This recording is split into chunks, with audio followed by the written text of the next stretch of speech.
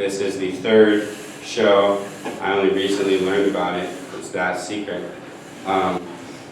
And we have a number of very talented artists, including Riley McShane. Riley hails from a small town south of Seattle, and it's really his family that he would like to thank tonight for inspiring both a bit of this performance and most of his artwork. If you'd like to learn more about Riley, you can follow him on Facebook or the Student Ambassador blog, where he frequently shares fun recipes and teen gossip. Before Riley gets started, I wanted to remind everyone the hashtag we provided for the night is Super Secret Dan. Close to your phones is probably an app called Twitter or Facebook or Instagram, and don't be afraid to get this popping virally, if you know what I'm saying. Riley, tell us why alligators don't fly. We don't have wings. Oh, I thought that was an intro to your song. Alright, I'm going to play two songs. The first one is a brand new song. I finished it about half hour ago. So if I fuck up on a song that I wrote myself, it's a little embarrassing, but just please be understanding. So anyway, this is a song about affirmative action. I'm just kidding, that's not affirmative action at all. Alright, this one's called The Escapist.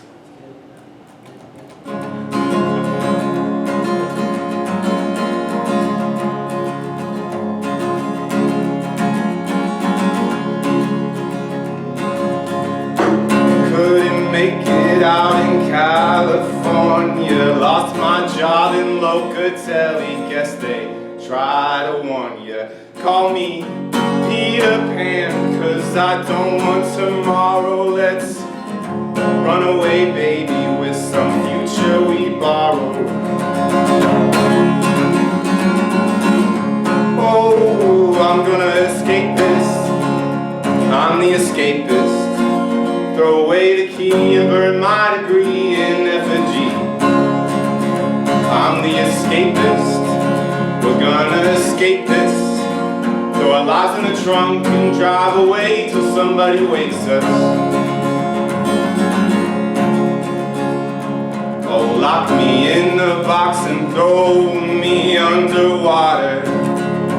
Get me a LinkedIn so I can be a little smarter. Oh, make me an intern knowing outer space where I'm too far away to see that damn rat race. I'm gonna escape this. Oh, I'm the escapist. Throw away the key and burn my degree in effigy. I'm the escapist. We're gonna escape this.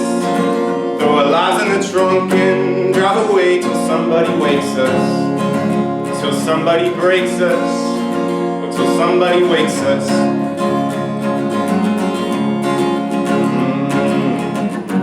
Run, run, run, run, run, run, run away. Oh, run, run, run, run, run, run, run away.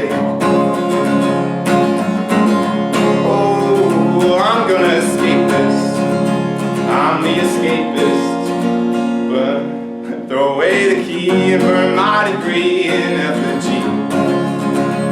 I'm the escapist, we're gonna escape this.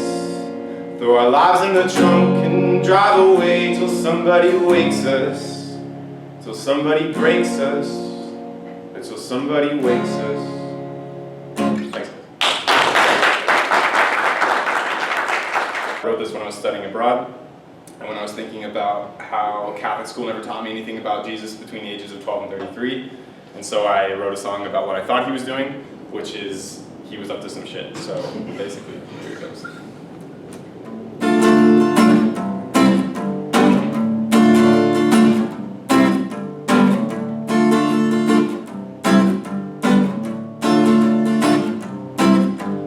Oh, I met Jesus, he was 25. He said the dope in China is mighty fine. I met Jesus, he was 21. He said the girls in Thailand are awful fun. I met Jesus, he was 19. He was the best joint roller that you've ever seen. I met Jesus, he was 33. He said, son, don't grow up to be like me, no, no.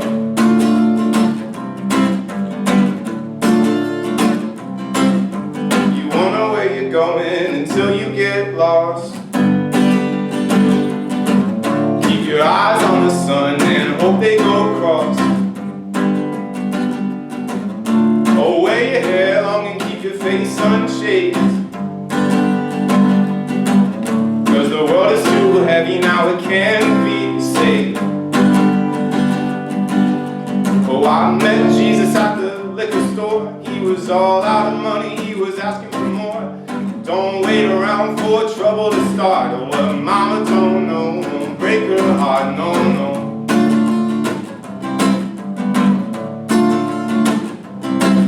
Oh, you won't know where you're going until you get lost. Keep your eyes on the sun and hope they go across. Oh, wear your hair long and keep your face unshaved. Cause the world is too heavy now, it can't be saved.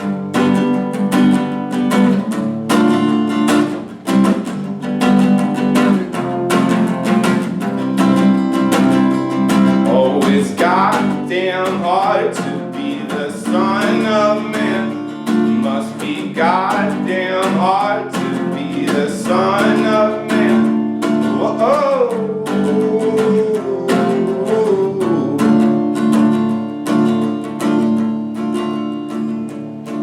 Oh, I found Jesus looking up at the sky. I went to him and he started to cry. I asked him what's wrong and he turned his head. He said, I ain't ready to be up there yet. No, no.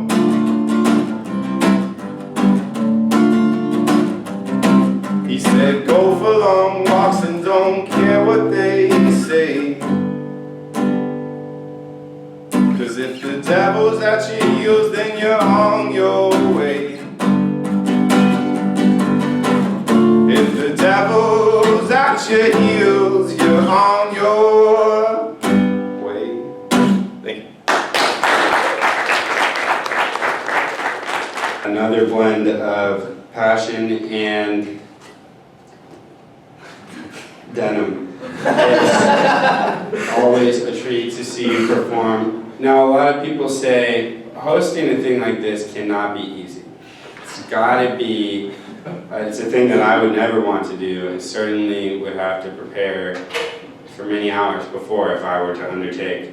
But I think that hosting is pretty easy because it's easy to copy other hosts who have been really successful. So I don't know if you caught the Oscars last night, but there was a scene, a clip where Chris Rock actually brought out his daughters to sell Girl Scout cookies to all the millionaire celebrities, and I know that Caesar in the back has a couple of snacks, so kind of in that spirit I'm going to walk out into the audience and ask for some of these Pringles. Once again, wanted to plug the hashtag for the night, Super Secret Dan. If you got anything that you've been keeping super secret for a couple of days, maybe just tonight, only post it on the internet. Speaking of the internet, I think our next comedian-stress is prepared to show us some of her own thoughts about the internet. And Kaitlin, would you come on stage? Now, a lot of people ask Kaitlin, first pet? Cat. It's a good answer. Kaitlin, you know you don't need much of an introduction, so here it is. All right, thank you. Hi. I I actually do have something to say about the internet. I've seen the TV show Catfish. It's on MTV. It's a really great show. Like, all they're doing is typing someone's name into Google, and that's it. Like, that is all they do. They did an image search of this one guy, and it turned out it was just a stock photo of American Sniper. I don't know, I like reality TV, I don't know about you, but one of the first shows I really got into was The Apprentice. When I was 9 years old, I was fascinated by the world of New York City investment banking and real estate, as 9-year-olds are. I believe we've all been through that phase. But then, I don't really watch a lot of TV anymore because I don't have a lot of time. Most of my free time is spent not having a life, or feeling really guilty about not doing anything. And one of the main reasons I feel guilty is that at the beginning of the year, I went to the club fair and I was like, oh, I'm gonna sign up for all this stuff, it looks great. But then I ended up getting tied down to a lot of things I didn't really want to do because I got guilted into it. I had to sign up for UNICEF, and now I get these emails guilt-tripping me every now and then. It's like, go help some kids, give them some money and stuff. So I had to sign up for that one too, because I couldn't just be like, I don't care about children, kind of hate them. Even though I do, I just don't want anyone to know that. Except you all, that's okay. But I guess it's not even so much children I have a problem with, it's really babies in particular. Like, you get them past maybe the age of 5, they're all right, they can read, sit up straight, they're moderately functional. But babies, they can't do anything for themselves. And that's not really my issue with them. Like, it's okay to need help or like need someone to do things for you. But babies are just super entitled about it. Just one more thing I'm gonna add is I really like cats. So I think we mentioned that at the beginning, my first pet was a cat. And probably my ultimate goal in life is to be a cat lady. It's just one of those things I've always looked forward to. Like, some people, they're not straight up about it. They're like, they're in denial. They're like, oh, 10 cats, that's normal, that's not a problem. I'm like, I know that's crazy, but I just want all of them. Just want all the cats. Like, not a big deal. Thank you, Jimmy. And I think he's single. A lot of things rhyme with Dean. Dean, lean, mean, machine. And I'd like to think that all of these words reflect and define and inspire my friend and pseudo-Jewish counterpart, Dean Garcia.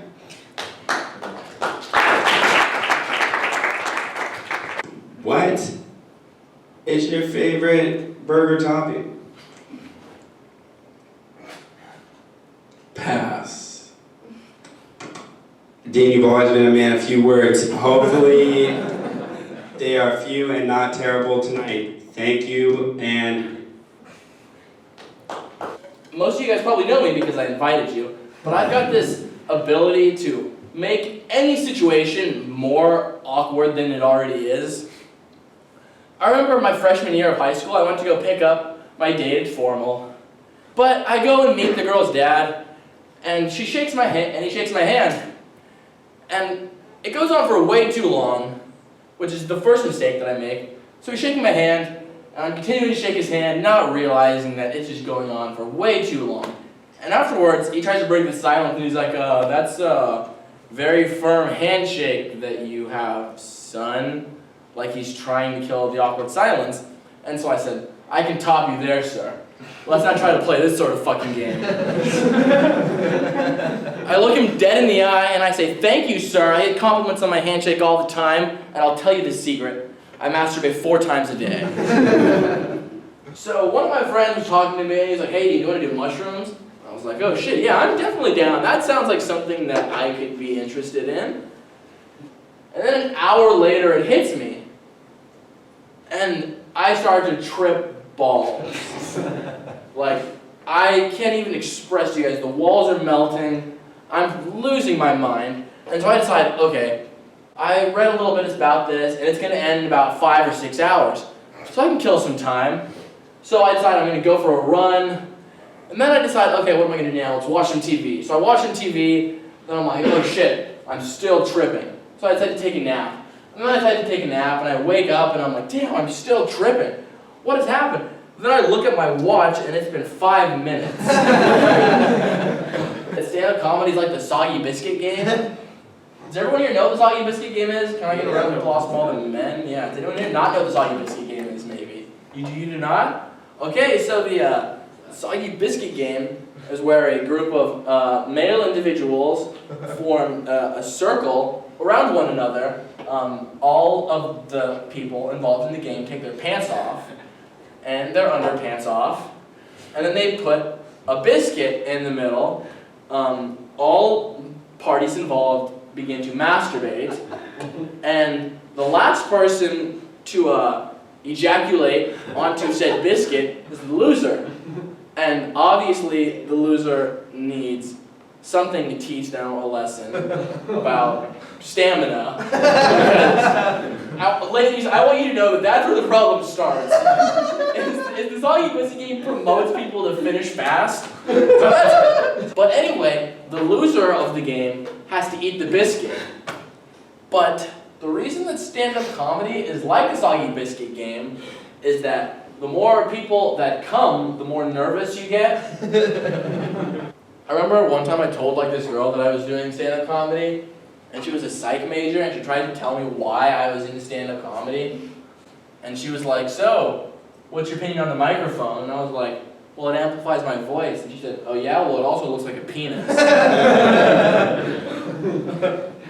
Stalking is against the law. You can get restraining orders for it, but I've got a question for people. That's that. Why can't you take stalking for the compliment that it is? And speaking of not buying anything, here's another college stand-up comedian, Jimmy Flynn. Come up and... Now, I get to see a lot of people, just in my day. Right. And I have one question that I always ask anybody who has this water bottle. What's your favorite font of these? There's a lot. Go Broncos. Thank you, Aaron. Give it up for Aaron for hosting tonight. He is definitely not stoned. Welcome to our third event of white people in glasses telling jokes.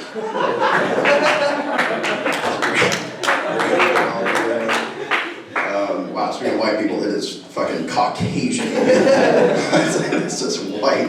It's like doing comedy in a snowstorm. It's like it's horrible, man. I attended an all-boys high school, not recently, but when I was in high school. Let me rephrase that. I didn't lose my virginity until college.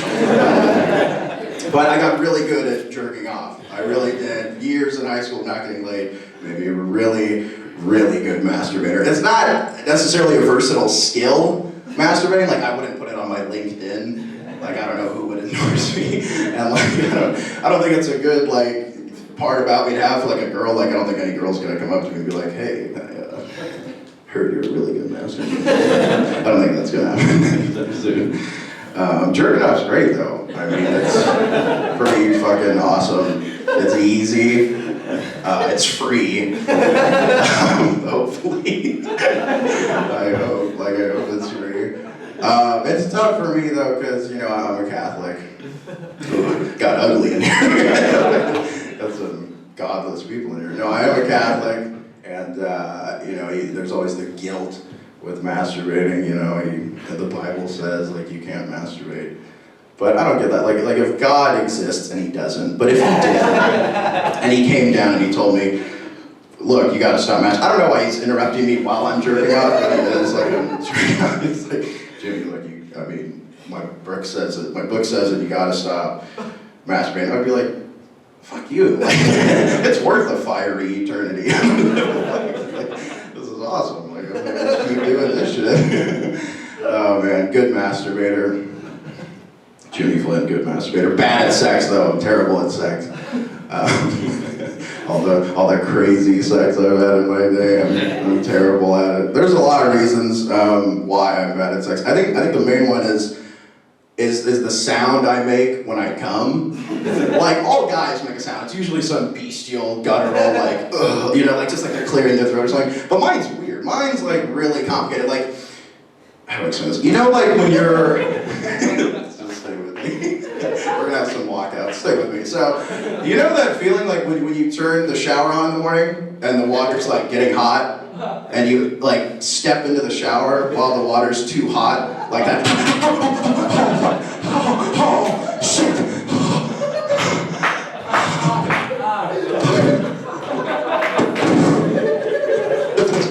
This is out. Robot boys. Bad at sex. I think another reason is I just have a pretty underwhelming cock. It's just so painfully average. Like, I've only sent one dick pic in my life, and the girl texted back, okay. I feel like that's like a bad sign, I feel like. And the girl's just like, okay, yeah, that's a dick, I think. Is that your fucking... Like, I don't know, man. Yeah, dicks are weird. Like, if my dick was a person, like, you would describe him as nice. You know those friends that's like, have you met Jimmy's dick? Yeah, he's nice. Like, he's a good guy. Like, if you saw him on campus, you'd say hi, but he's weird. Like, he always, like, does, like, weird greetings, like, hey, like, how's the weather? And you're like, God, just leave me alone, Jimmy. I'm a fan of safe sex. I'm just kidding. It's so fucking lame. Like, none of our parents wore condoms. That's how we got here. Or if they did, they're probably really fucking pissed that you were born. That's true, man. Our parents didn't wear them. Fuck it. Who gives a shit? But no, it's true. You gotta wear them. In all seriousness, you gotta wear them. Because STDs love college students. They really do. I'm never really concerned about giving a girl an STD. I feel like the only disease I could give a girl after sex is depression. Is that a disease? Like crippling sadness? Like, is that? I don't know. Most of the sex I have though is hate sex. I don't know if anyone ever had hate sex. You know, like when the girl, you know, when the girl hates herself afterward. Yeah, easy joke. Don't laugh. I went to, you know, I kind of like. You know, because of bad relationships, I always want to change things about me. I'm always trying to improve. You know, I'm getting haircuts. I'm just trying to like change things about me. I recently started to learn how to play the ukulele because I was tired of having sex with women. A ukulele really is pussy kryptonite. Like, if you pull out a ukulele at a party and there's girls, their vagina's gonna fly off their bodies into the stratosphere. Like, just girls with fleshy patches. It's like, I don't know what happened to my vagina. Like, you pulled out the ukulele and it just flew out of the fucking planet. I don't know, man. Crazy. Like, it really is like the lamest instrument. Like, even clarinet players are like, God, fucking ukulele, Jesus, what a fucking word. I would get more pussy if I played a kazoo. And you're gonna like just like, it's like, well, you don't have to learn anything. It's like you're blowing a dick. Like, I'd be with more pussy blowing a dick instrument, you know? That's what happened. I went to Mass this past weekend, Catholic Mass. Any Catholics out there? Yeah. So nice. If you haven't been to a Catholic Mass recently, nothing's changed, okay? You're not missing anything. The vernacular has not been updated. It's the same shitty thing you remember when you were a kid.